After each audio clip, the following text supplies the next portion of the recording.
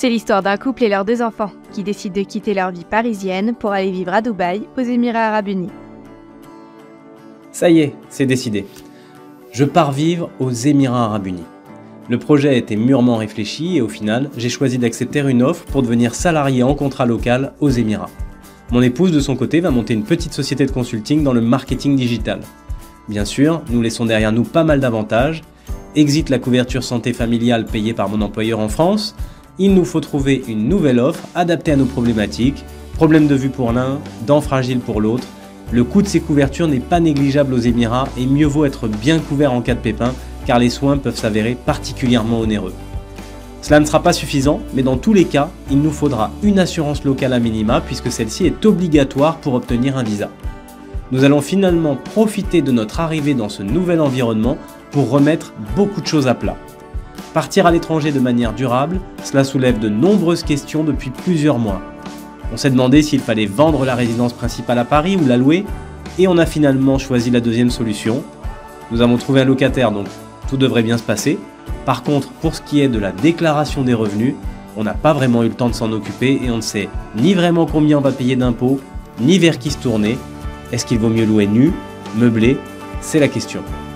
Ça fait partie de nos interrogations parmi tant d'autres.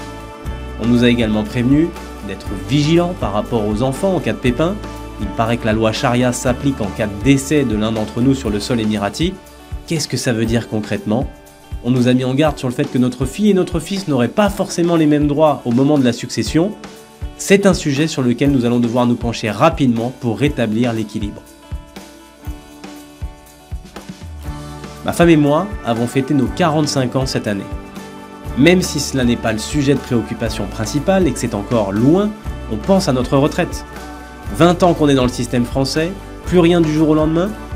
Que va-t-il advenir de ces cotisations? Nous avons entendu parler de cotisations volontaires à la CFE, la sécurité sociale des Français qui partent à l'étranger. Est-ce que ça vaut le coup de cotiser? Est-ce qu'il vaut mieux épargner de son côté? Combien est-ce qu'on percevra si on rentre en France?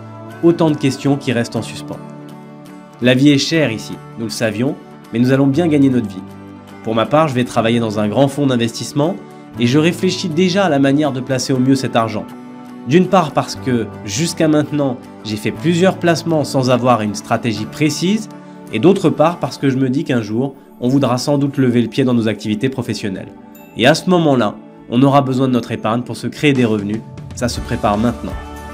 On a eu tellement de sujets, entre le fait de trouver un logement, le déménagement, l'école des enfants, qu'on n'a pas vraiment eu le temps de se pencher sur tous ces sujets. Mais désormais, c'est décidé, on va prendre le temps de s'occuper de notre patrimoine. La vie de ce couple ressemble à celle de beaucoup d'expatriés. Beaucoup de questions, peu de temps pour y répondre et pas forcément envie d'avoir affaire à de nombreux interlocuteurs pour traiter des différentes problématiques.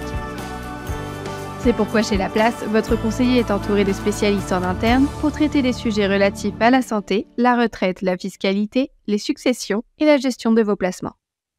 N'hésitez pas à prendre contact directement avec l'un de nos conseillers via notre site internet.